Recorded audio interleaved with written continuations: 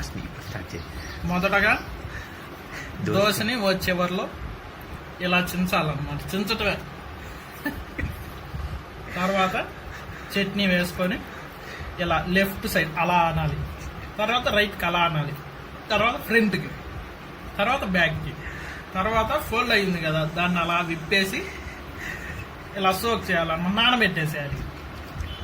తర్వాత తీసుకొని మనం అన్నం ముద్ద కానీ తిన్నట్టు ఇలా తినేయాలి. అది అలానే మళ్ళీ repeat again again again dosa until dosa complete అయ్యే వరకు. ఉండండి, ఇంకా చాలా ఉంది, అప్పుడే మర్చిపోమాకండి. ఇప్పుడు చట్నీని చూశారు, పక్కన ఎర్ర చట్నీ ఉంది, దాన్ని మర్చిపోవద్దు, అన్ని టేస్ట్ చేయాలి. దాన్ని కూడా ఇలా తినాలని అనుకోవద్దు, అది పొరపాటు అన్నమాట. అది మనకుంది కొంచెమే క్వాంటిటీ కాబట్టి ఊరికి అలా అంటనట్టుగా కనిపిస్తుందిగా కొద్దిగా, అంతే అయిపోద్ది. ఇంకా ఉంది చట్నీ, ఇది మాత్రం మిగలకూడదు. మన ప్లేట్లో చట్నీ కానీ ఏది కానీ కొంచెం కూడా మిగలకూడదు. అయిపోదు అనుకుంటే ముందే వేసేసుకోండి, మళ్ళీ మీరు కొంచెం కొంచెం తిని మిగిలిపోద్ది.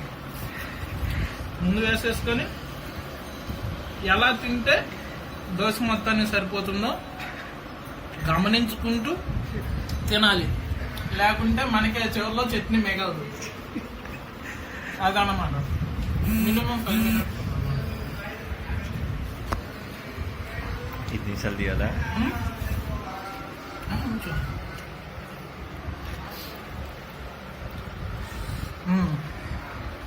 ఇప్పుడు దోశని ఎలా నమ్మలాలో కూడా తెలియాలి. ఇలా నాలుక మీద పెట్టుకోవాలి, ఓ పక్కన దోశ వేయకూడదు. మధ్యలో ఉంచుకొని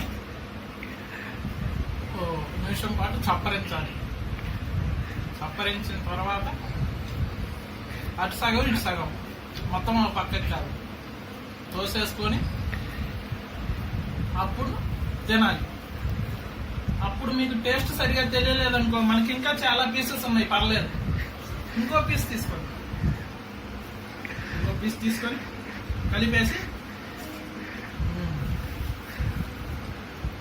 ఇప్పుడు ఎలా ఉంది, అదిరిపోయింది. అలా ప్రతి పీస్ని డిఫరెంట్గా ట్రై చేయండి, ఓకేనా?